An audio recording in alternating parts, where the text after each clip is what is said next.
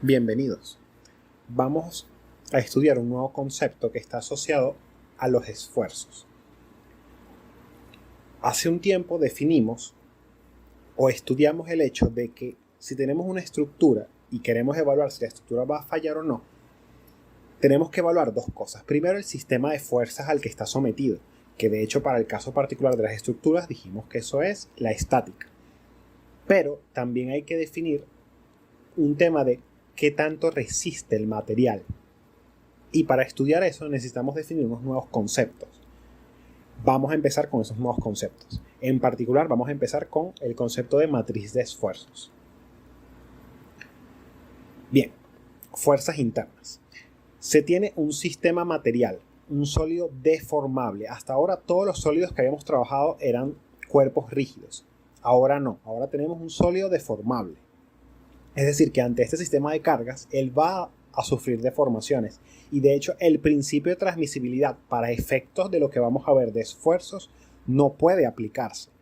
¿Por qué? Porque cuando mencionamos el principio de transmisibilidad, dijimos que eso no importaba en cuerpos rígidos, porque como no hay deformaciones locales, no importa si yo aplico la fuerza aquí, si la aplico acá, o si lo aplico acá, a efectos de la sumatoria de fuerzas. Con tal de que esté sobre el mismo eje para que no me perturbe la sumatoria de momentos, no tenía ningún tipo de problema. Pero en sólidos deformables, la ubicación de las fuerzas sí importa, porque el cuerpo puede sufrir deformaciones locales. Bien, se tiene un sistema material de un sólido deformable en el espacio, el cual está sometido al sistema de cargas mostrado, cargas distribuidas, fuerzas discretas en algunos puntos, un momento, etc. Esto es un ejemplo particular, pero se pudieron haber puesto cualquier sistema de fuerzas o momentos que uno quisiera. Dicho sistema material se considera continuo, es decir, no existen huecos dentro del material y el material es cohesivo, es decir, todas sus partes están unidas entre sí. Suponga que se realiza un corte al cuerpo con un plano, por ejemplo, paralelo al plano XZ. Es decir, a este plano que está acá. Es paralelo a este plano el plano de corte. Entonces este plano tiene una normal en dirección J y vamos a cortar el sólido.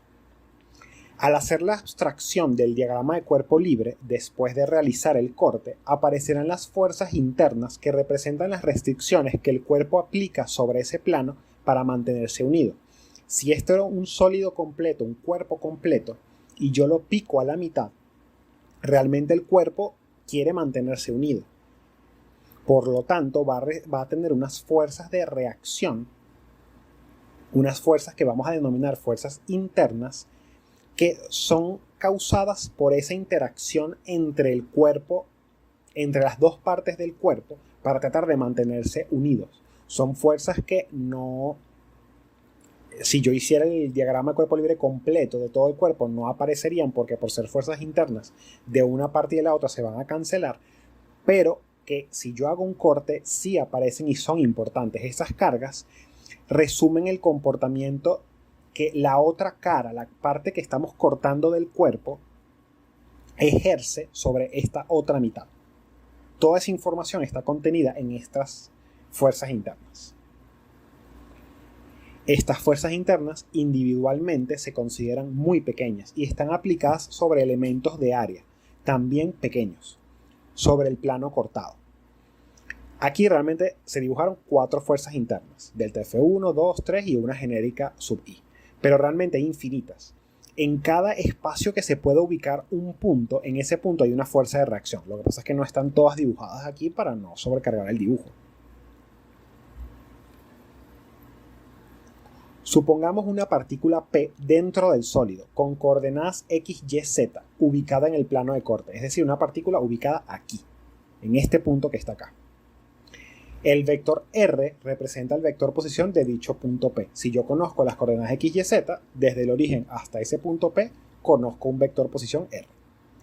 El área delta A, que es este rectangulito que está acá, contiene dicho punto P y sobre dicha área se aplica una fuerza delta F sub I, que es esta fuerza.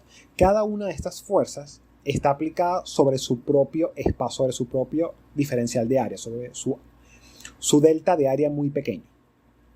Cada una de las fuerzas. Esta en particular está aplicada sobre este delta A, y este delta A contiene a la partícula P de coordenadas X, Y, Z o de vector posición R.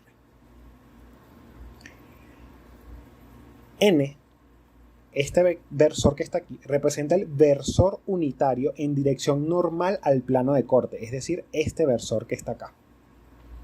Todas esas son las definiciones que estamos haciendo sobre este punto. Tenemos la fuerza, tenemos el versor unitario en dirección normal al plano de corte, paralelo XZ, tenemos el delta A, y bueno, ya sabemos que este es el punto P. Entonces se define el vector esfuerzo como T, siendo T el vector esfuerzo, es igual al límite cuando delta A tiende a 0 de delta F contra, o dividido entre, delta A. El diferencial de fuerza entre el diferencial de área.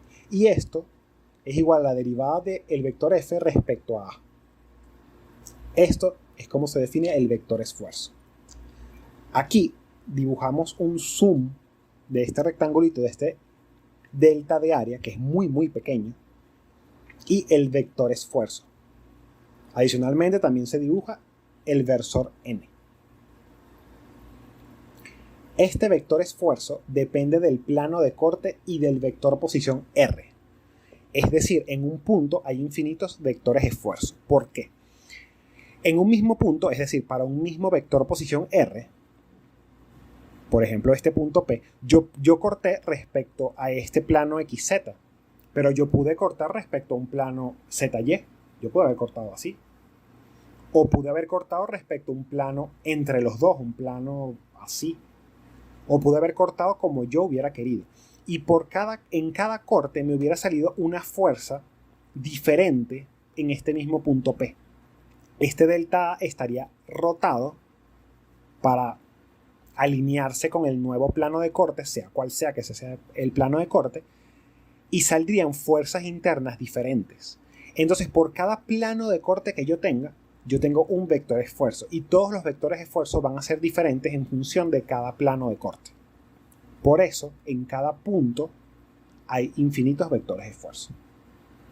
También depende del vector posición, porque si yo tengo este plano de corte, si yo tengo R que me llega hasta este punto P, para este punto P tengo un vector esfuerzo. Pero si P hubiera estado ubicado aquí abajo, donde está la fuerza delta F2, delta F2 es diferente de delta Fi, por lo tanto el vector esfuerzo de esta fuerza va a ser diferente al vector esfuerzo de esta fuerza. Bien. Aquí habíamos dibujado, ya mencionamos que se dibujó el vector esfuerzo, pero ese vector esfuerzo se puede descomponer por facilidad en dos componentes, una componente normal al plano de corte y una componente tangencial. La componente normal se conoce como componente normal del esfuerzo y se calcula su magnitud como el producto punto del vector esfuerzo punto el versor normal. El esfuerzo tangencial o el esfuerzo cortante, que es esta componente que está acá, se define de la siguiente manera. Su magnitud se calcula como el módulo del vector esfuerzo menos el vector normal o del esfuerzo normal, y eso es igual a la raíz cuadrada de t cuadrado menos sigma n al cuadrado. Vamos a parar acá y ahora continuamos con las definiciones.